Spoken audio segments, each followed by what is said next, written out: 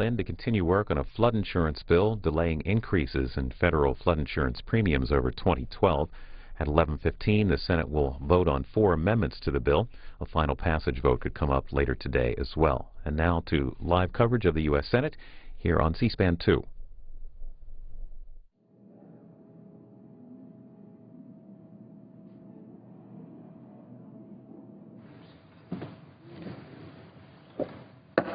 The Senate will come to order. The chaplain, Dr. Barry Black, will lead the Senate in prayer. Let us pray. Eternal Spirit, we don't know all that this day holds, but we know that you hold this day in your sovereign hands. Lord, we praise you that even though we only have a feeble hold on you, you have a mighty grasp on us.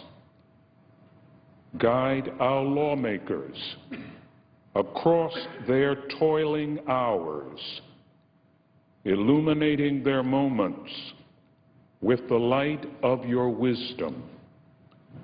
Lord, empower them to live with integrity and wisdom amid the corruption that seeks to keep them from glorifying you.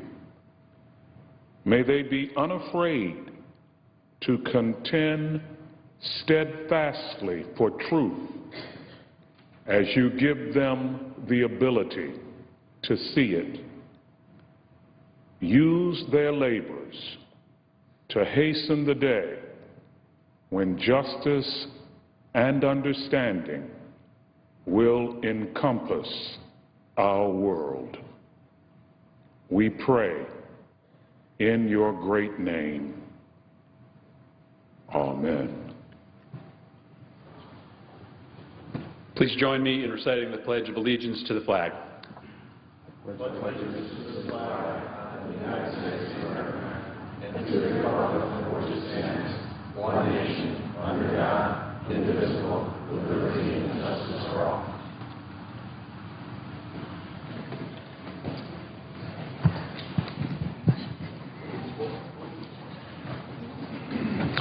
The clerk will read a communication to the Senate. Washington, D.C., January 30th, 2014. To the Senate. Under provisions of Rule 1, Paragraph 3 of the Standing Rules of the Senate, I hereby appoint the Honorable Christopher Murphy, a senator from the state of Connecticut, to perform the duties of the chair. Signed, Patrick J. Leahy, President Pro Tempore. No tabs in quorum. The clerk will call the roll. Mr. Alexander.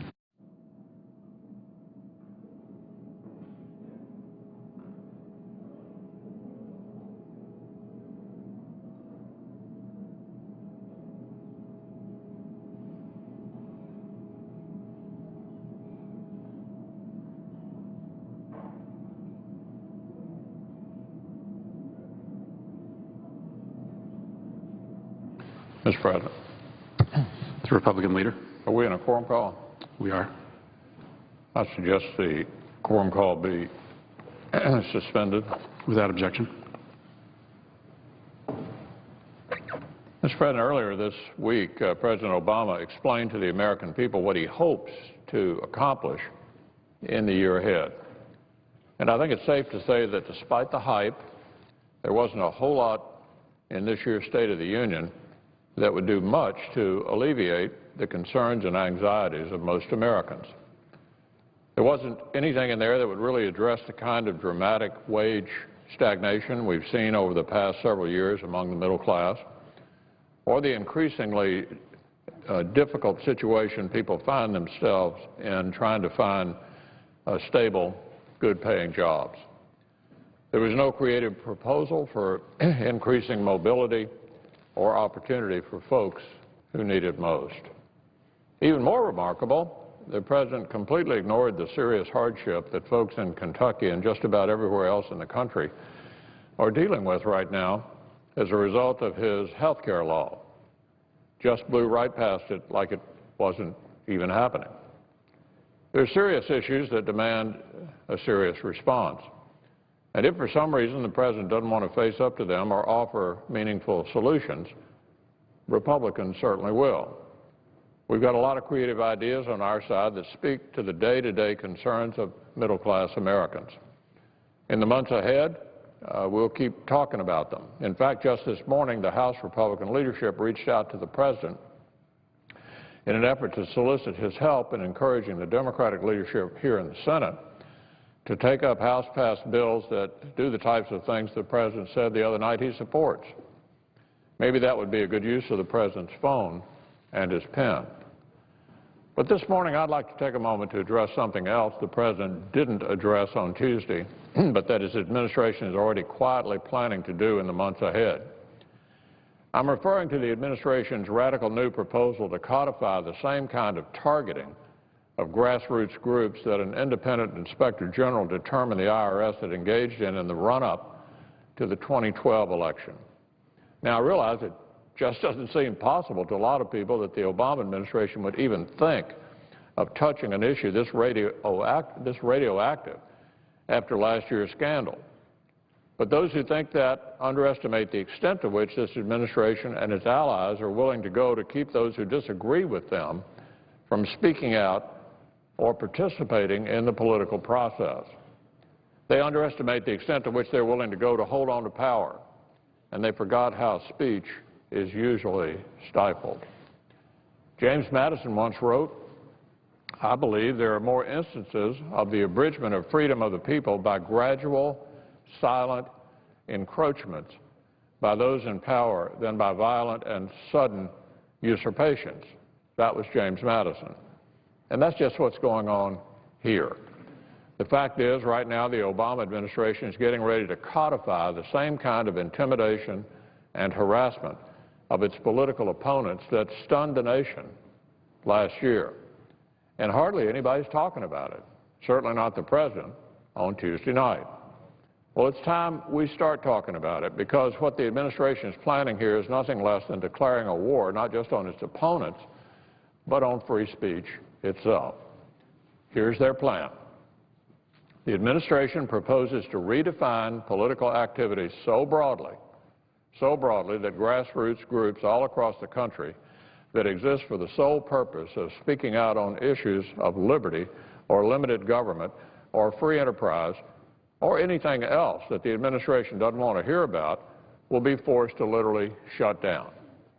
Just by speaking out on these issues of broad public concern, they'd be ruled out of bounds under new IRS rules, just in time, by the way, for the midterm elections. If you think that this kind of speech is precisely what the First Amendment was written to protect, you'd be entirely right. This is exactly what the First Amendment was about. So this is a hugely important issue, and that's why groups all across the political spectrum and the folks that support them are increasingly concerned. Now, as usual, the folks who are pushing this new assault on speech tell us that it's some kind of good government proposal that increases transparency. But the truth is, the only thing transparent here is the administration's thuggish attempt to shut down its critics. It's really incredible when you think about it. Democrats think that 2014 is shaping up to be a tough year for them politically. So instead of trying to persuade the public that they've got the best answers to the problems we face, they try to shut everybody else out of the political process. They try to shut them up. And they have no problem using the powers of the government itself to do it. Less than a year after presiding over one of the biggest abuses of government power in modern memory. The arrogance here is literally breathtaking. Breathtaking. But we've seen this kind of thing again and again from our liberal friends over the years. They just can't accept a public that disagrees with their plans for the country. They just can't seem to accept a society in which we, the people, establish the rules, not them. And whether it's the Fairness Doctrine or the Disclose Act, they want those who disagree with them to sit down and shut up. They want those who disagree with them to sit down and shut up. Their view is you can fight for your ideals, you can speak out, but only if you agree with me. If you're on the other side, you don't have a right to speak out. And not only that, I'm going to put you out of business. I'm going to use the IRS, for goodness sake, the IRS, to identify anybody who disagrees with me and shut them up.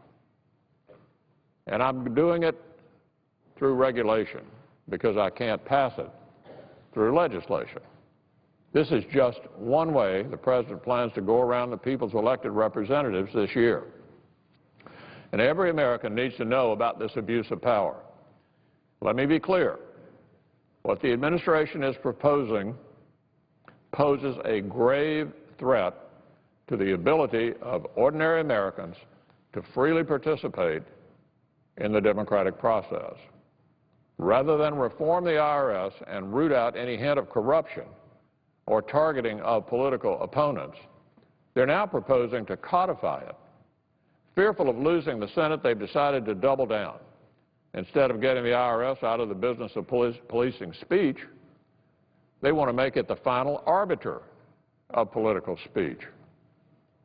Some may ask, why is the IRS, an agency whose purpose is to collect taxes, even involved in muscling speech? How'd that happen?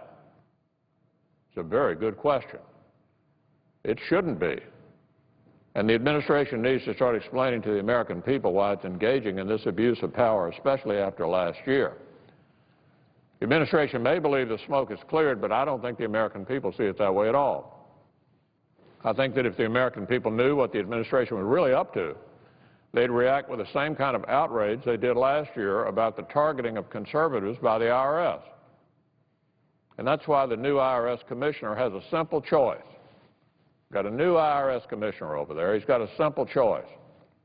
He can either restore the public's trust in an agency whose reputation was already in doubt, or he can allow himself to be used as a political pawn by an administration that now seems willing to do anything to keep those it disagrees with from fully exercising their constitutionally protected right to free speech.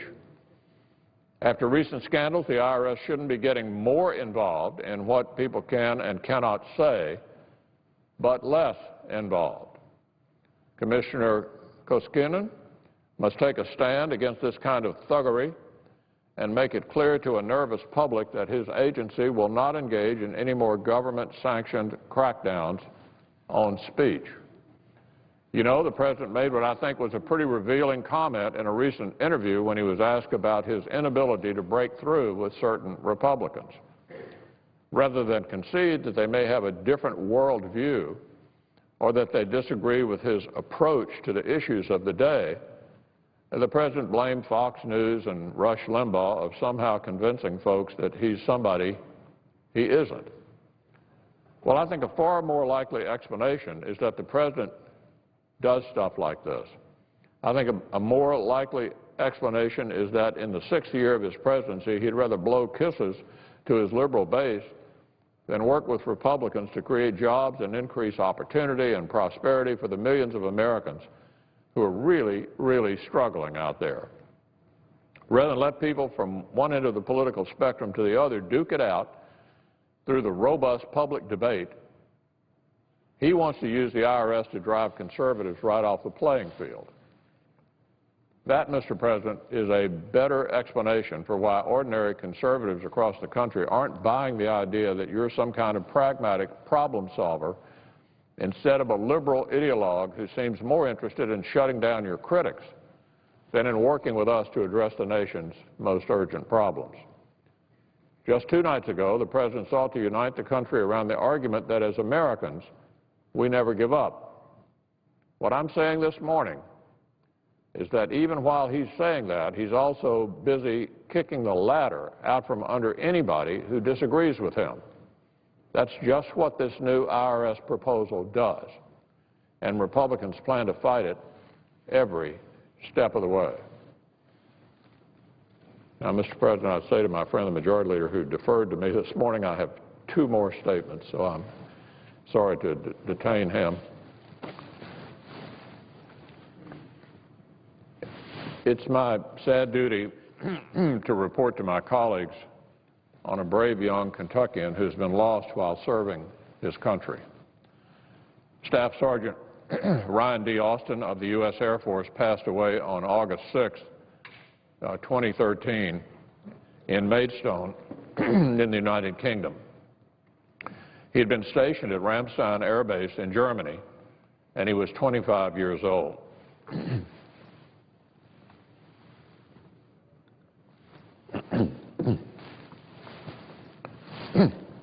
For his service in uniform, Staff Sergeant Austin received several medals, awards, and decorations, including the Air Force Achievement Medal, the Meritorious Unit Award, the Air Force Good Conduct Medal, the National Defense Service Medal, the Global War on Terrorism Expeditionary Medal, the Global War on Terrorism Service Medal. The Air Force Expeditionary Service Ribbon, the NCO Professional Military Education Graduation Ribbon, the Small Arms Expert Marksman Ribbon, the Air Force Training Ribbon, and the Cyberspace Support Badge. Ryan enlisted in the Air Force in January of 2010. He was deployed to Germany with the 435th Air Ground Operations Wing, 1st Communications Maintenance Squadron. Being with the Air Force was the best career move he ever made, said Ryan's brother Nathan. The Air Force gave him the chance to go overseas, learn new cultures, and serve his country just like our father did.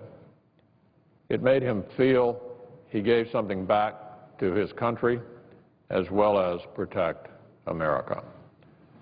Ryan was raised in Laurel County, the son of Karen Long and Doug Austin, who also served in uniform. He graduated from South Laurel High School in 2006. Friends remember that he enjoyed golf, cooking, working for charities, and traveling. When Ryan was around, he was fun to be with, Nathan remembers. We included each other in our hobbies like tennis, basketball, and video games. We had our friends, and we always had great times. It's really a heavy burden on my heart to know that I've lost a brother. While in high school, Ryan worked as a teacher's aide for Joey Markham, a science teacher. Ryan was such an awesome young man, Joey remembers. He was honest, hardworking, and dependable. You could depend on him for literally anything. He was just a real good guy. Ryan leaves behind his wife, Jessica. The two of them were married on December the 6th, 2009.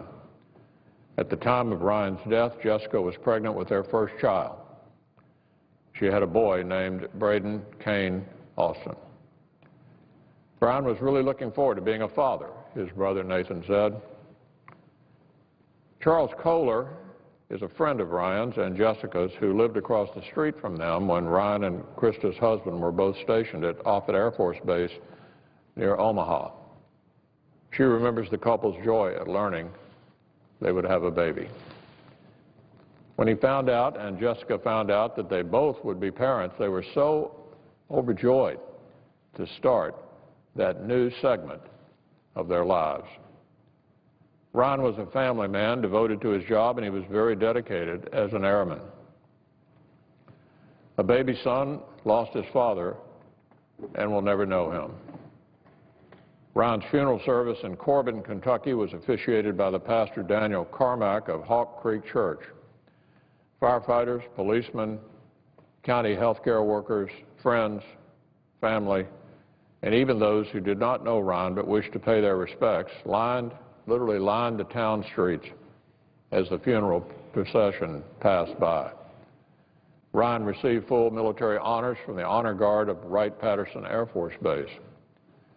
Ryan Austin was not only a soldier, but a leader that has left an indelible mark on this generation, Pastor Carmack says.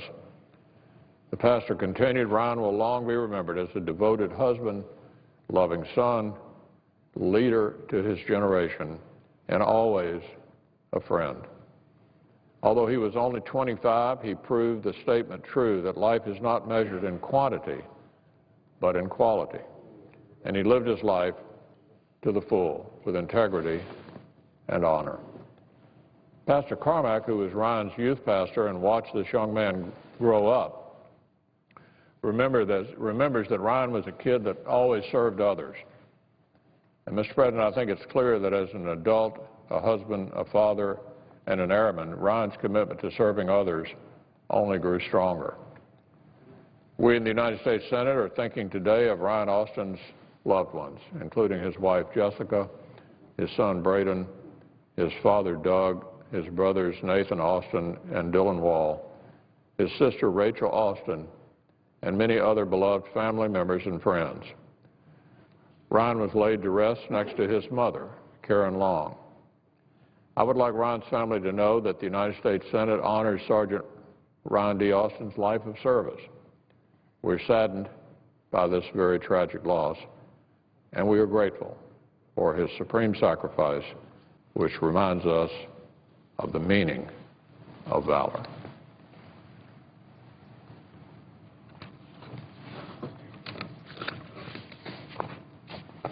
Finally, Mr. President, I wish to speak briefly on a tragedy that happened this morning in Kentucky.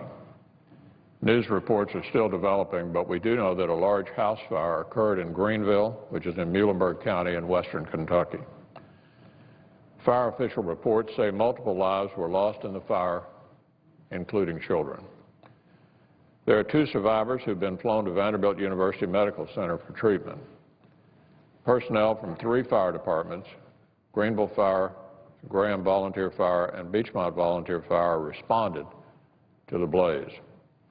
I want to thank these brave firefighters, as well as the emergency medical technicians, police officers, and other responders who heroically leapt in to save lives.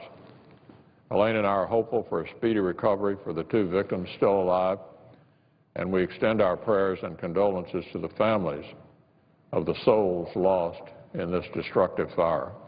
I'll pay close attention to this story as events further develop. The entire Commonwealth stands beside Muhlenberg County right now, and we'll do whatever we can to help recover from this horrific loss. Mr. President. Leader.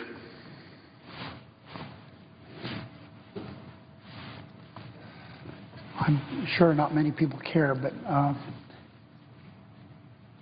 the reason I didn't go first today is those of us who serve in office depend on other people to prepare materials for us so we can make a reasonably good presentation. Well, I came here today and looked at my stuff. It was yesterday's.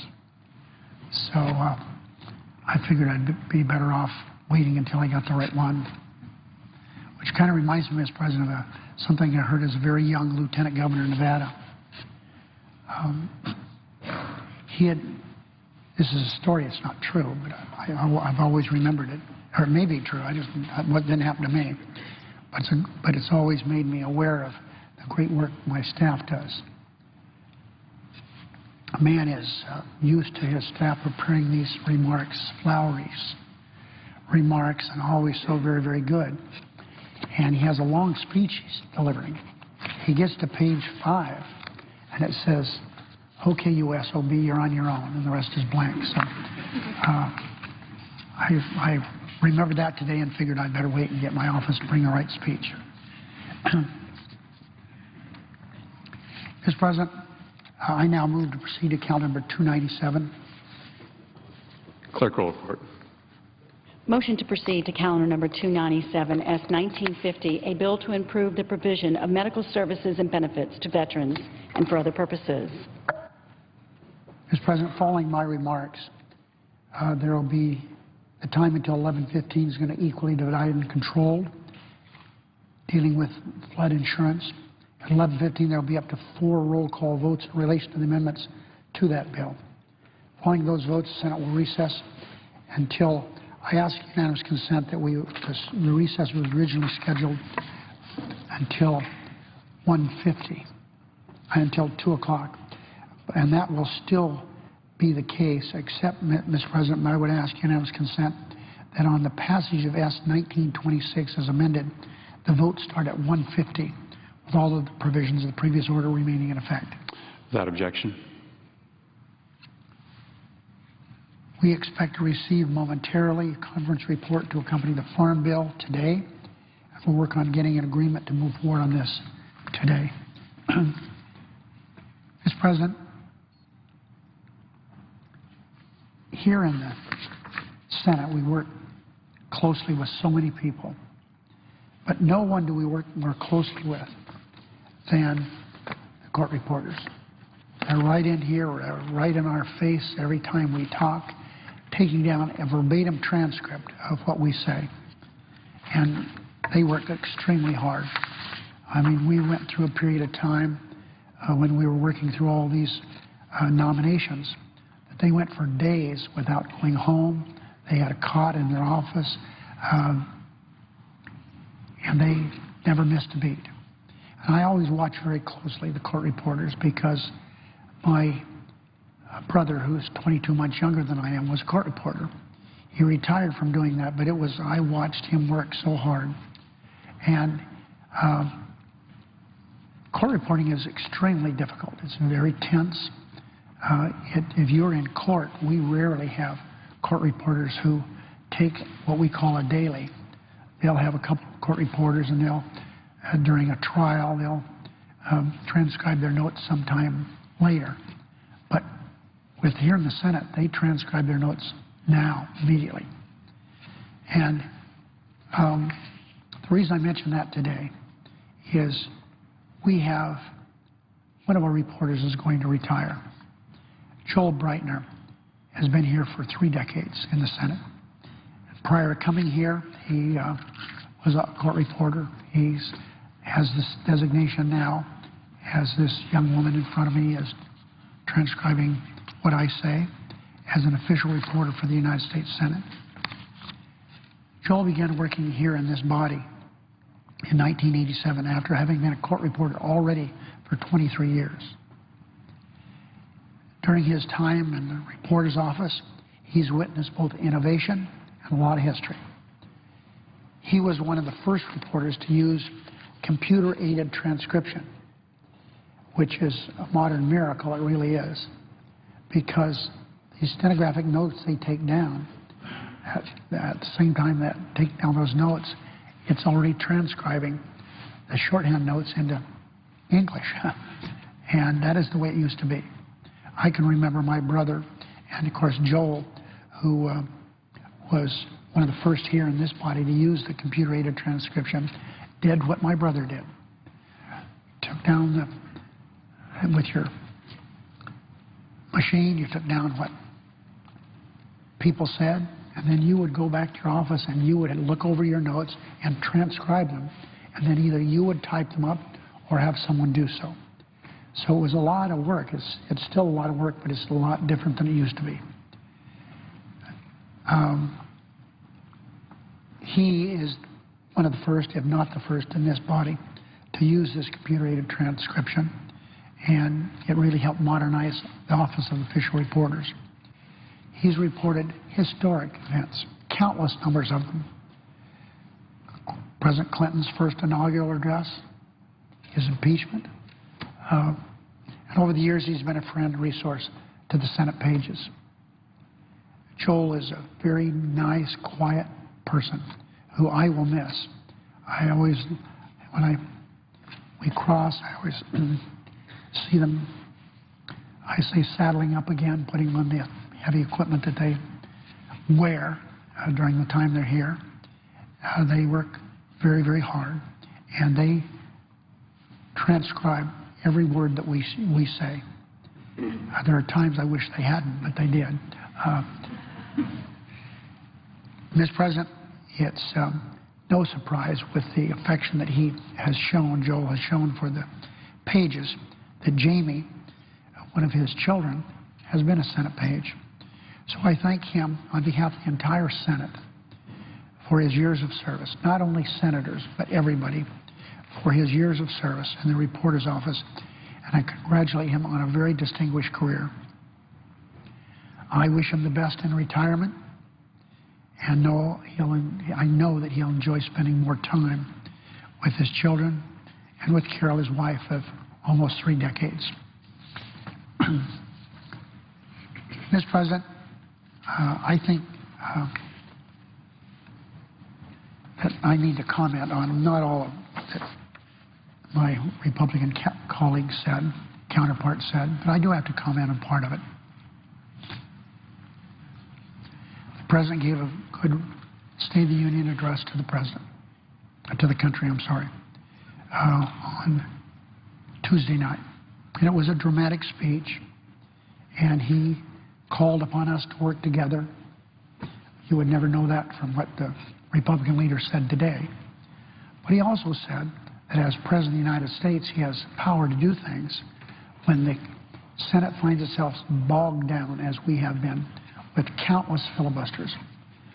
During the years I've been the leader of the Senate, Mr. President, there's been more than 470 filibusters conducted by the Republicans. Is it any wonder that the President's going to do some things administratively because of the logjam that we have here? Hopefully, we can do better than we have done. I hope that's the case. But this country has really been hurt by the constant obstruction that we've had. I'm surprised, but not too much, that my Republican colleague would say the President has to do something to help create jobs. One need only reflect on when President Obama took office. We were losing 700,000 jobs a month.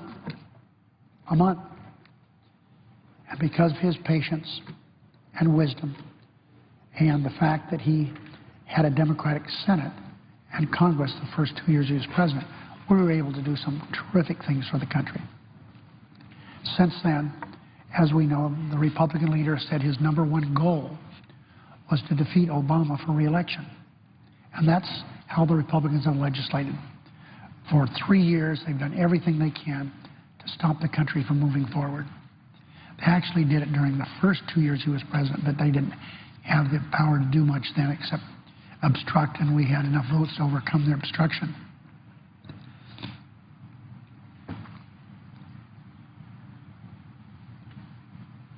I don't know if my friend, the Republican leader, understands, in spite of his #1 goal to defeat the president, that he was reelected overwhelmingly because the American people agreed with his view of the country. So I'm not going to go into more detail about how I believe my Republican colleague is wrong and what has happened with bogging down the Senate. But I do say this, Mr. President, about one aspect of his presentation. Because of a United States Supreme Court decision called Citizens United, there's been some really untoward stuff going on in the political world. We have two brothers who are actually trying to buy the country, Mr. President. Last year, they made billions of dollars, the Koch brothers, billions of dollars. And so what they're doing is spending their billions of dollars going into state legislatures, governor's races, secretary of state's races on a state level. And, of course, spending huge amounts of money around the country,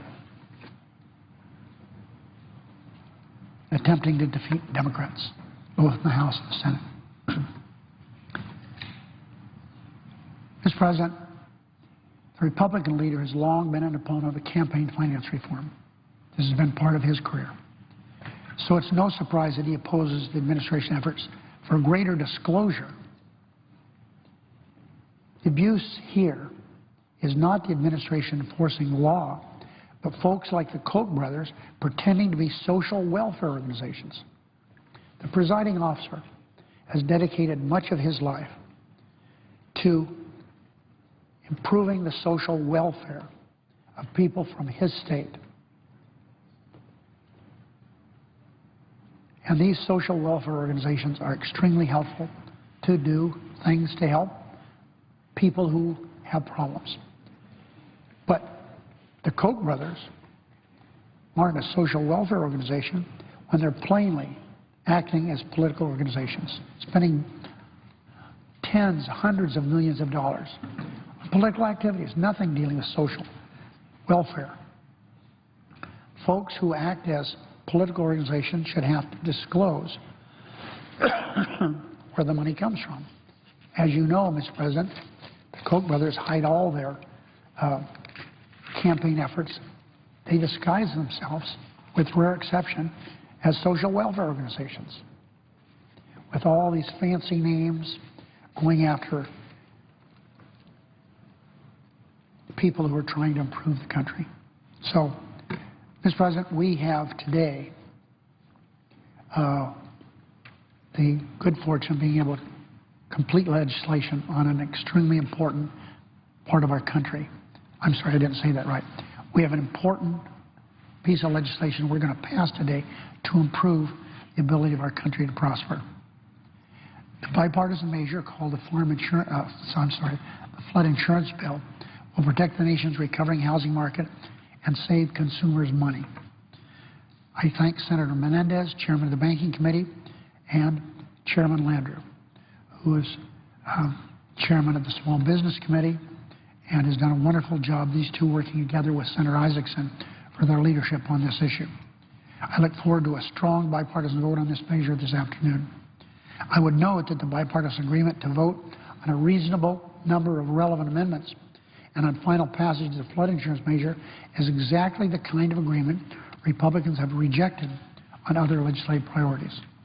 For example, when Democrats offered to vote on 20 relevant amendments to a full offset extension of unemployment insurance a couple of weeks ago, Republicans refused.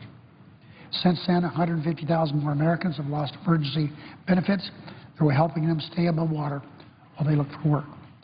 In all, more than 1.6 million out-of-work Americans have lost benefits to help them put food on the table and gas in the tank so they can focus on their job search. I hope in the coming week, Democrats and Republicans will be able to reach a bipartisan agreement to have an up or down vote on an extension of unemployment insurance as well. I hope it again is not bogged down with obstruction.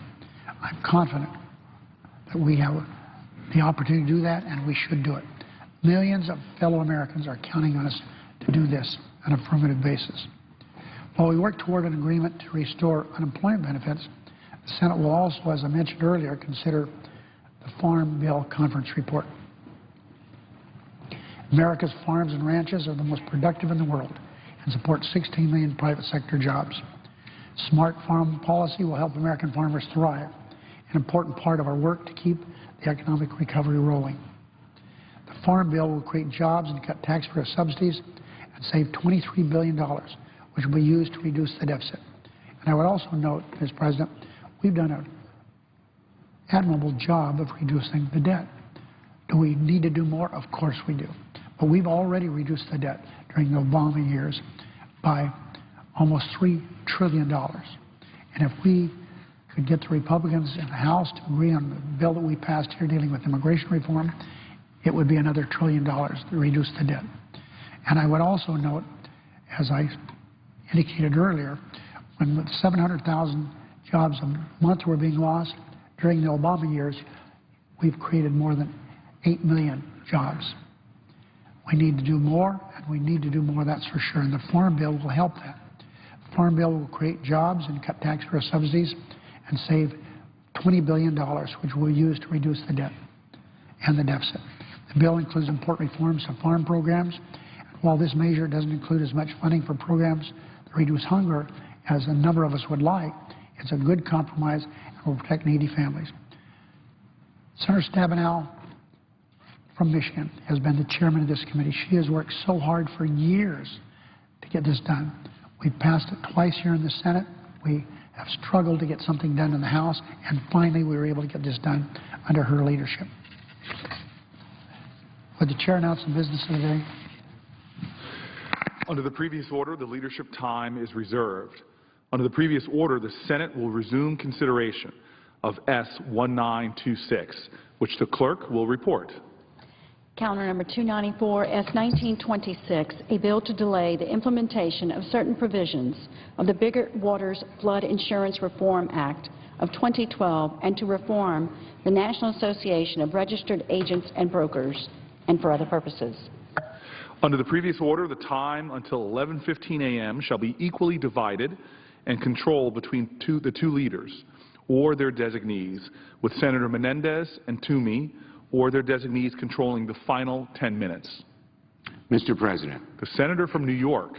Thank you, Mr. President. And I today rise in very strong support of the Homeowner Flood Insurance Affordability Act and urge my colleagues to vote today to pass this legislation that will help millions of Americans across the country.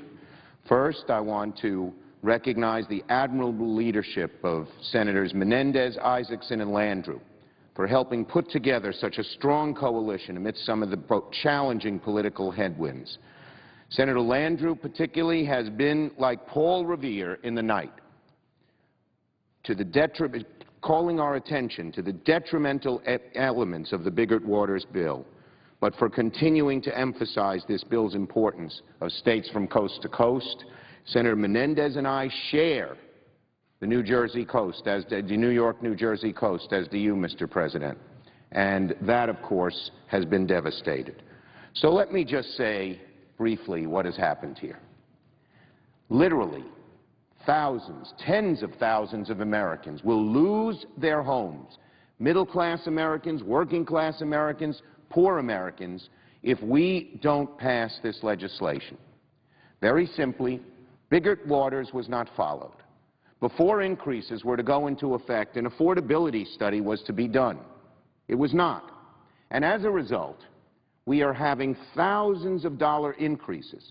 Homeowners who paid $500 a year for flood insurance, it's mandatory, now pay $4,000 or $5,000. There are some who pay as much as $30,000. And even worse, many more will lose their homes when they sell them because of the flood insurance to the next owner goes so high. So they'll lose tremendous value of their homes. A home is the middle class's piece of the rock. People struggle long and hard to pay that mortgage.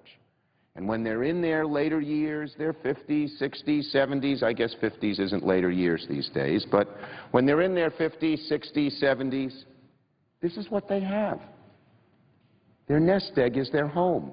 To all of a sudden pull the rug out from under them and say, when you sell your home, the next person's going to have to pay $15,000 or $20,000 a year in flood insurance, which makes the value of that home plummet?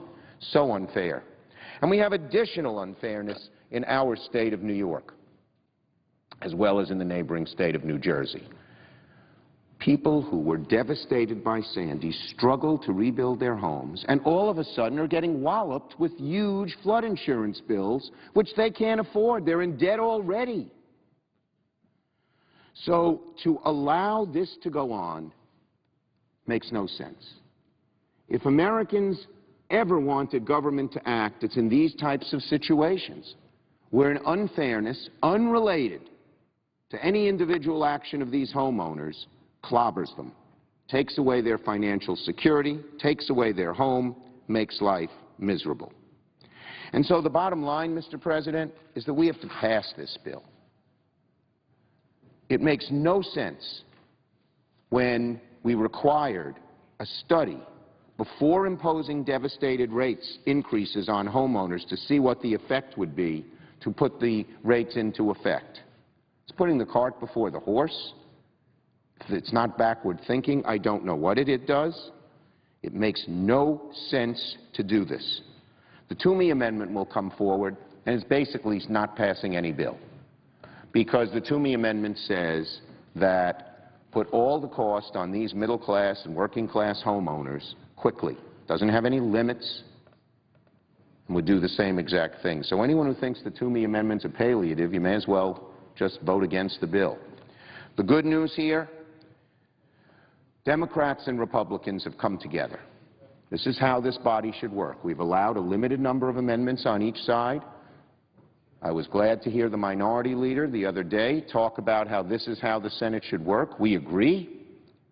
And I hope this will set the precedent for future bills, where we can come together on the floor, have a reasonable number of amendments, hopefully relevant, germane, that relate to improving the legislation, and then we'll have the bill be given an up or down vote. This bill will pass this afternoon. And when this bill passes, And when it passes the House, millions of homeowners across America will breathe a sigh of relief. They will be able to keep their homes. They will be able to sell their homes. And they will know that there is a process to put flood insurance on an even keel that won't be all on their backs. So with that, Mr. President, I'd ask unanimous consent that the remainder of my remarks be put in the record, yield the floor, and note the absence of a quorum. Without objection, the clerk will call the roll. Mr. Alexander.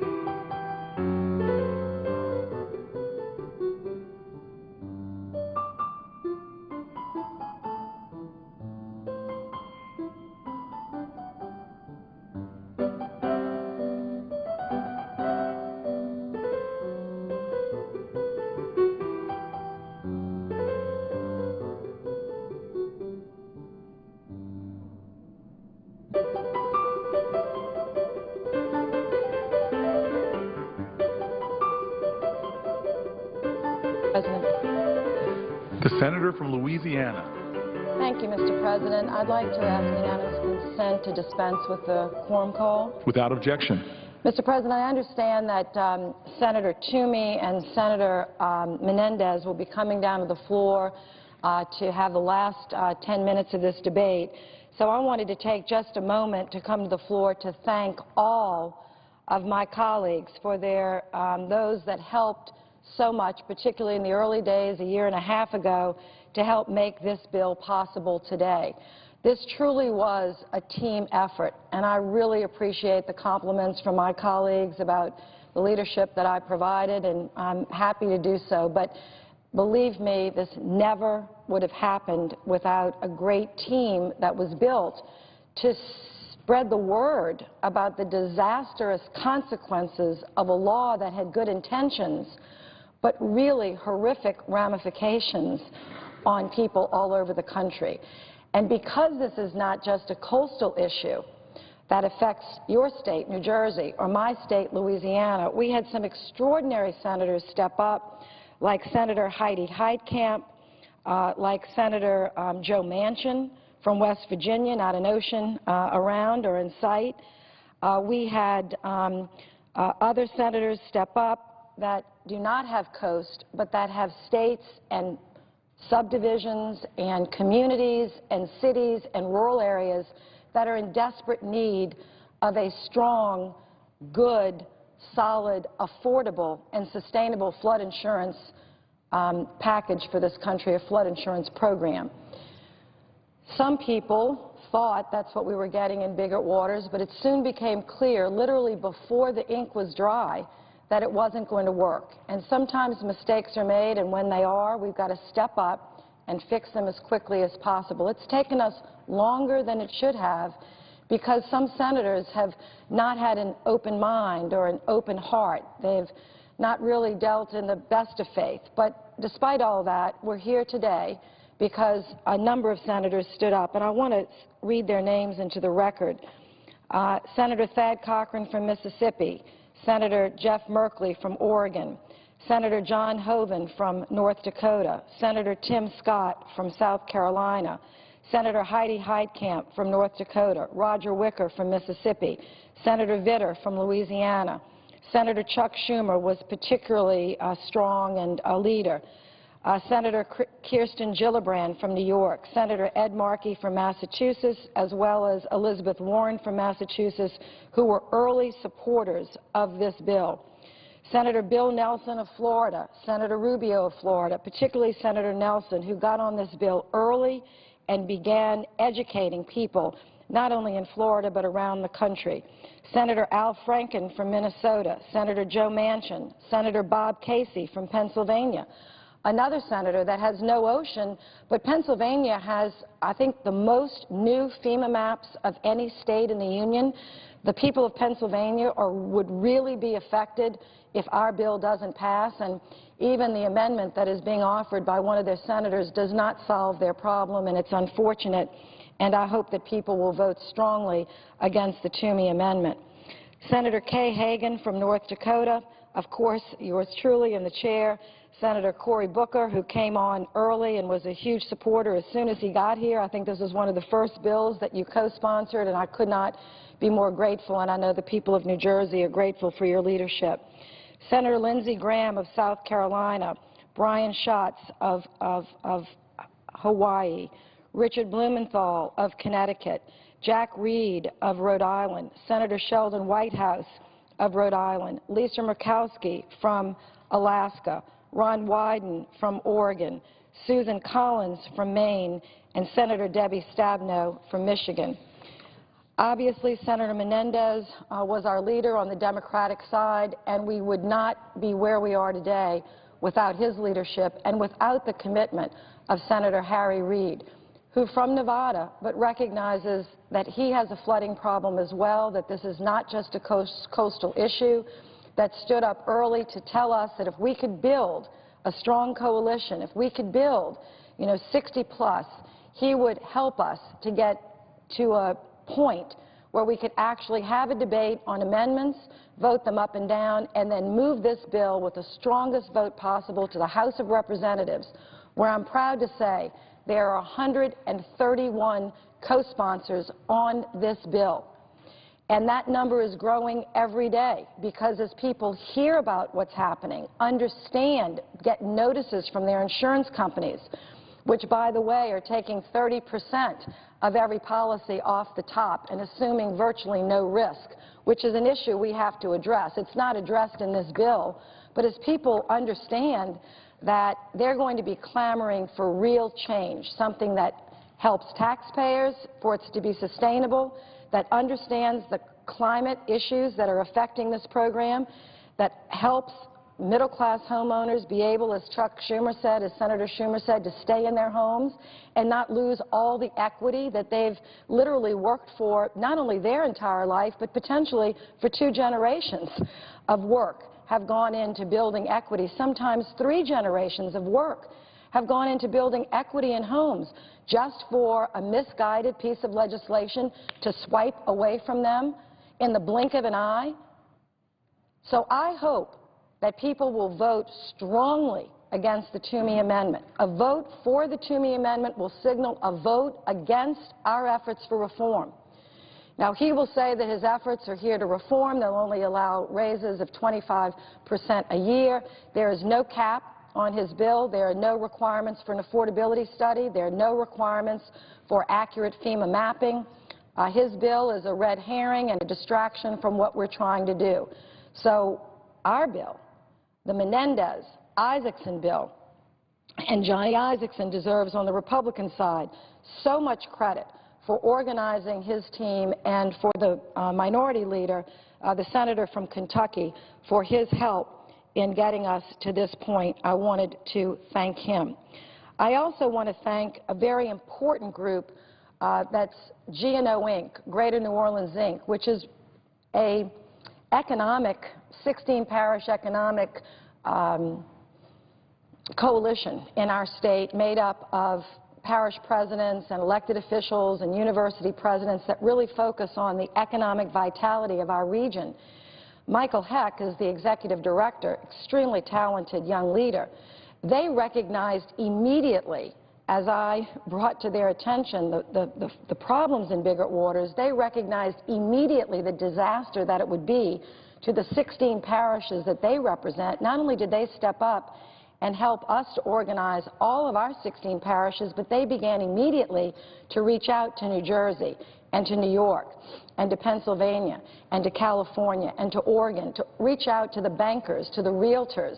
And that began extraordinary development of a very strong coalition. I want to thank them for their leadership. I want to thank the National Association of Realtors, the National Home Builders Association, NACO, the president of NACO, National Association of County Executives, was in my office on several occasions, working very hard with elected officials all over the country to raise the flag about this issue and to say it's time to take a pause on Biggert Waters, not a complete repeal, not moving back on our reforms, but to take a pause to get it right. It's important to get this right. There are too many homes that will be lost, too many families impacted, too many businesses hurt, too many communities that will see a downward spiral from a housing market that is just now recovering after a very difficult national recession. The National League of Cities, the American Bankers Association, the Independent Community Bankers, and the Independent Insurance Agents and Brokers of America, I really want to thank them. Now, there are hundreds of other smaller organizations, neighborhood groups, I'm sure, from New Jersey to New York, Louisiana, homeowners groups that have spoken out and are educating people about this challenge. But in a Congress where it's hard to come to a consensus on singing happy birthday to one of our members, which is unfortunate today, this is a real accomplishment for such a broad, deep, and strong coalition, bipartisan, bi-coastal, to come together and pass a bill that will bring relief to millions and millions of families. Now, this will be a great victory today. I believe we'll have a strong vote in the Senate. I'm confident of that. But we have work to do. This bill has to go to the House, where Maxine Waters and Congressman Grimm from New York are leading this effort. We need all the senators to talk with their delegations in the House and get them to really step up. And we need a lot of communication to the Speaker to say, Mr. Speaker, this can't wait. There's already too much time, too much anxiety, too many real estate agents being put out of business, too many, for sale signs coming down, too many people making decisions because they've lost equity in their homes. It's time to fix this now, and we can. So I want to really thank Senator Merkley, who will be the subcommittee chair as this sort of new reform is written. And finally, I want to thank, again, Senator Menendez and Senator Isaacson for their extraordinary knowledge of the subject, their leadership, and helping us get to the point we are. I don't see any other colleagues on the floor. When I do, I'll yield the floor. I understand Senator Toomey and Senator Menendez are going to come close out this debate. But I do want to say, again, that the Biggert Waters bill was built backwards and upside down. It authorized immediate rate increases on responsible homeowners without any understanding of how it would impact their individual policies. And I want to also say this, Mr. President, and I think you've heard me speak about this both publicly and we've talked privately. The people in Louisiana that have been the victims and survivors of massive hurricanes and storms and levee breaks are well aware of the weather changes. We accept it as a reality. We are building our levees as fast as we can with very little help over time. Now, after emergencies, the federal government comes in with a lot of money, but year in and year out, we're having a very hard time getting any infrastructure from the Corps of Engineers budget, which is woefully underfunded for the whole country, and you know that because your communities suffer as well. We're building levees as fast as we can with a lot of our own money and a lot of our own tax dollars. We're raising our homes as fast as we can, elevating them. We are putting in new zoning, and people are very mindful of not developing low-lying areas. But we have to have policies that are well thought out and well balanced to accommodate communities that have literally been here for 300 years. New Orleans will be celebrating its 300th birthday in just a few years from now, in 2018. This isn't about a group of people that went down there 20 years ago for sun, and for vacation. This is about people who came 300 years ago to secure the mouth of the greatest river system in North America and one of the greatest river systems in the world. This is not fun and games. This is work and empowerment and wealth building and opportunity that the President talked about the other day. That's what this bill is about. We need to start with building a flood program partnership with the private sector that works for average middle-class families. And we do not have that, and we're going to get the first step towards that today. I see my colleagues on the floor, so I'm going to yield time. I know the time has been set aside. But please, we'll vote on the Toomey amendment. Please vote a strong no. We'll vote then on final passage. Vote a strong yes. And there are a few other amendments that Senator Isaacson and Menendez will speak to more directly as we wrap up this debate today. And I yield the floor.